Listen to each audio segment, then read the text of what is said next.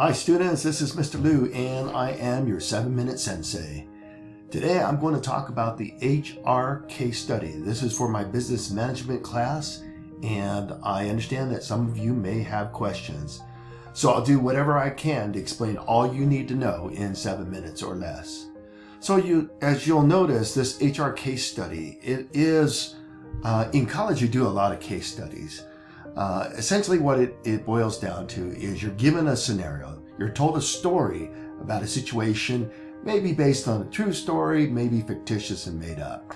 Nevertheless, it's a story that you have to analyze and you have to understand what you would recommend, either as a consultant or in this case, you are the HR manager.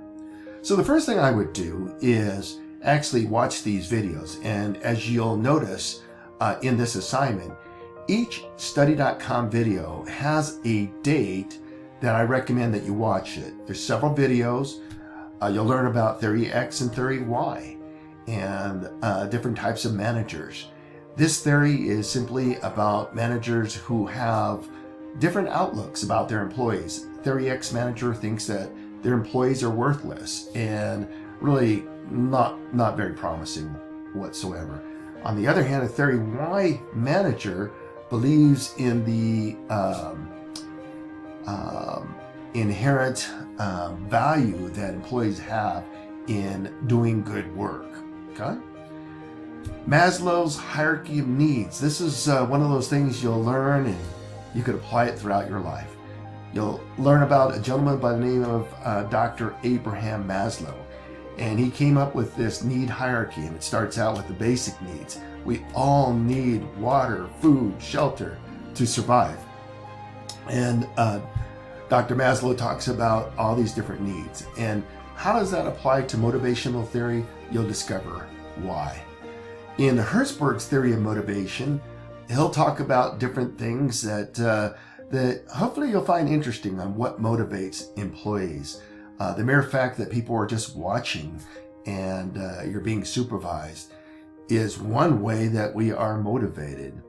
Compensation and benefits, laws and regulations. So in this module here, you'll be learning about employment law and regulations, including some initiatives right now about how do we provide more flexibility in the workplace. Today, given COVID-19, we have been forced to allow flexibility in the workplace. But there is some movements, and you'll want to read about those, job sharing and flexible times and working from home and so forth. Performance appraisals, benefits and challenges. One thing I'll tell you as one who has managed performance appraisals, they're good. We need to hold people accountable. On the other hand, there are a lot of challenges with them. And I would say probably the most important thing that you need to understand in performance appraisals is if you want to have a positive experience with performance appraisals, then you have to be very clear, crystal clear from the onset on what does success look like. What is the goal or objective? If you have that clarified and if it's measurable, okay, you have a really good metric, then that's a good start. So your assignment then is to watch these videos, take the quizzes, and then you'll see I have a rubric here. I want you to write an email to a supervisor who works for your same company. You are the HR manager. It is your responsibility to enlighten them, to educate them about what's going on with this employee. Why do we have a disgruntled employee? Are their needs being met? Are they insufficiently motivated? Things like that.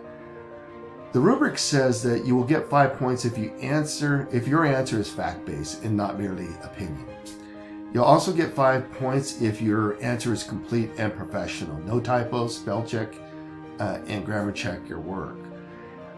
You also receive 5 additional points if your answer demonstrates that you have a good level of understanding of relevant employment law and motivational theory. So here's the case. You are an HR manager at XYZ company. One of your supervisors or managers contacts you about a disgruntled employee.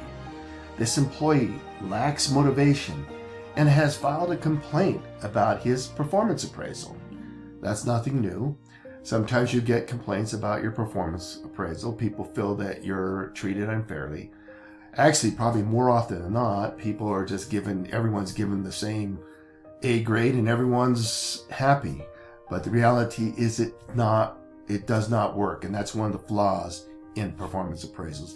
When you just give everybody a perfect score, then there is no differentiation between the work that each of the employees are doing. The employee believes that they've not been given fair and equal compensation for their work. And this employee, he questions why another employee who happens to be female, doing the exact same job that he does, why has this employee been given permission to work from home and to have flexible hours? Please advise your supervisor. Help them know what's going on. What do you recommend? Demonstrate your expertise. Watch these videos, and I hope you enjoy this HR case study. It is your assignment for the entire week, and then guess what? Next week is still spring break. Hey, this is Mr. Liu, and I am your 7-Minute Sensei, saying so long, farewell, and peace out.